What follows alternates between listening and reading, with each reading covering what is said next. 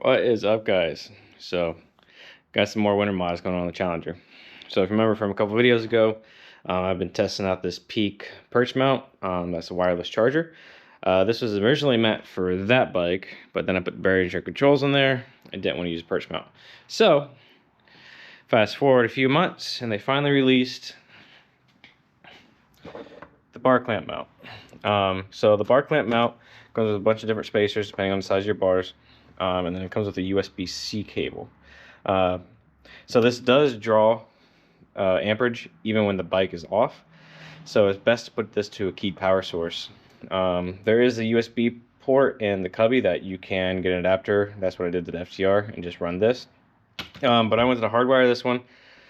So what I did was I got their SAE kit. And what we're going to do is we're just going to cut off this part of the plug. And we're going to use some of these OEM connectors with some crimpers that I bought because I got tired of crimping these with pliers. And we're going to come over here and we're going to tap in to this keyed power source. So this plug is used for if you have the OEM bag lights back here. They're just bag lights. They don't function as brake lights or turn signals, so just like the Elites have and everything.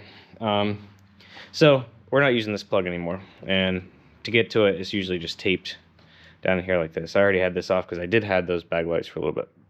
So this is a keyed 12-volt power source.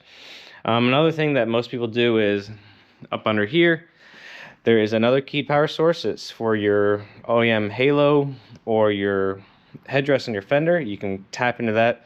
But I've heard of people having CAN bus issues with this drawing too much power, and especially if you have it already tapped into the halo and the headrest. So I don't want to do that, and it's a lot easier to take the tank off than it is the fairing.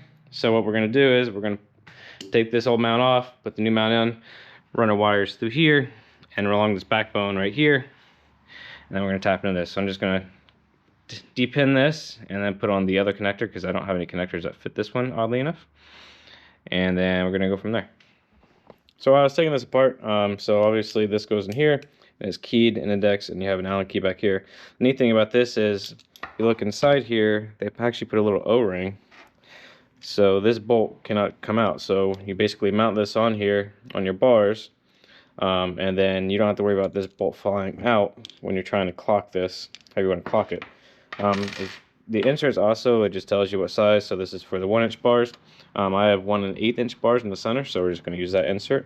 We're going to mount this up and then figure out how we want this to go, which I have a sneaking suspicion I might just put it like that. So they do provide an Allen wrench in the box, so you don't technically need any tools, but I use a rushing one. So I have it angled down here, so you can loosen this Allen key and you can wiggle this however you want. Some people want the arm over here, or if you had the single clamp, but works perfectly, locks in, isn't going anywhere, and obviously the damper won't kill your camera. So I got the wire, we're going to run it through here. I'm going to cut it back into this loom and then shoot it back. Also note, this connector is completely waterproof. There's 2 little O-rings on here, so this whole system is waterproof. You don't have to worry about getting wet. Man, does this crimping tool make this so much easier. So obviously, I ran this down the backbone. Red's obviously hot, black's ground. On here, our white is hot and our black is ground. So we're gonna take these connectors, we pop out this little rubber thing here, slide over the connectors, and then pop the pins back in.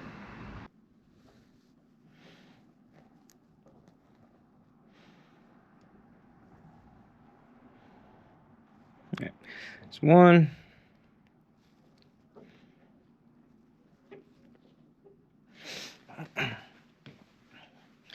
Take a little flathead and kind of push her in there too. There's 2. Now we're going to take this little rubber piece,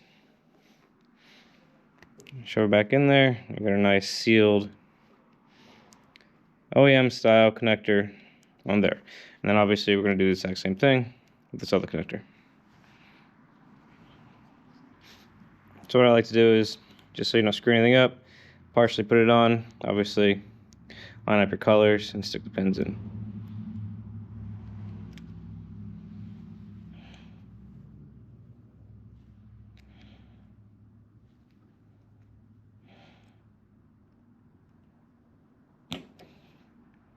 Click.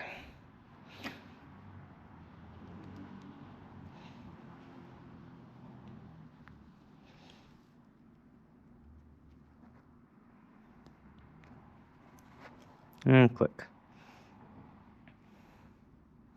Then you want to make sure that they're not touching inside there. Should not, because obviously that'll cause you a short.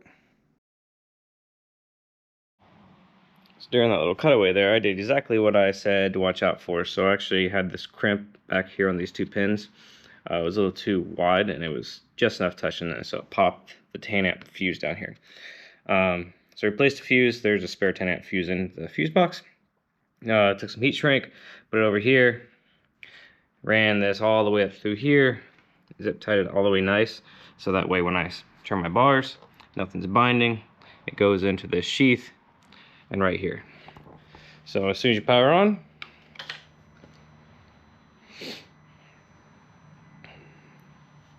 we are now charging.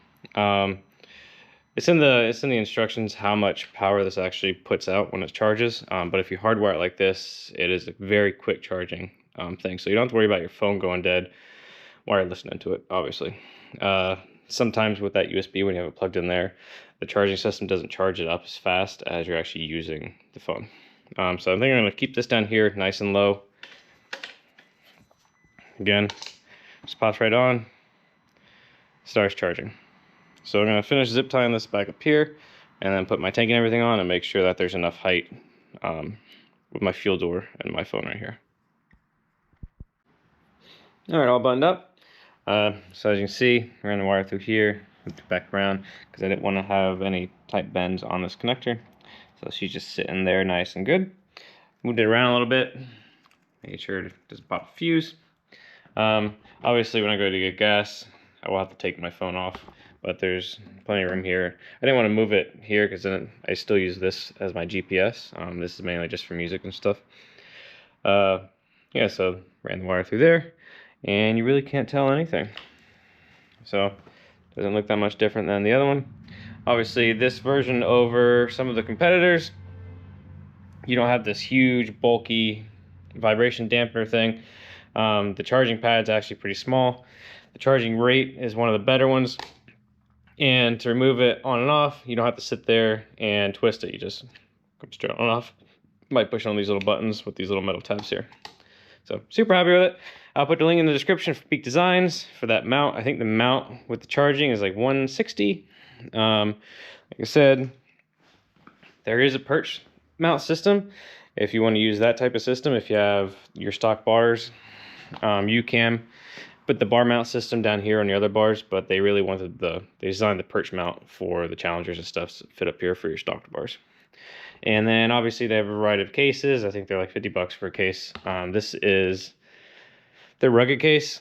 It was a little bit different than the other one, but they all had this mounting system. And then it comes with a bunch of different accessories and stuff. Like you can put this here and a magnet. So it's a pretty cool little system. Also has a wallet that you can put on.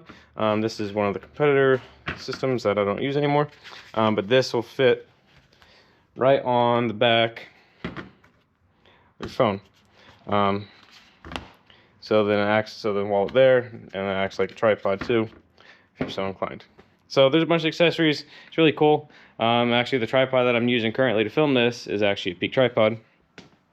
They actually make so most of my videos and stuff that I do for my reels and everything, I just use this little attachment for their tripods. So cool brand. Yeah, everything will be in the description. Thanks for watching.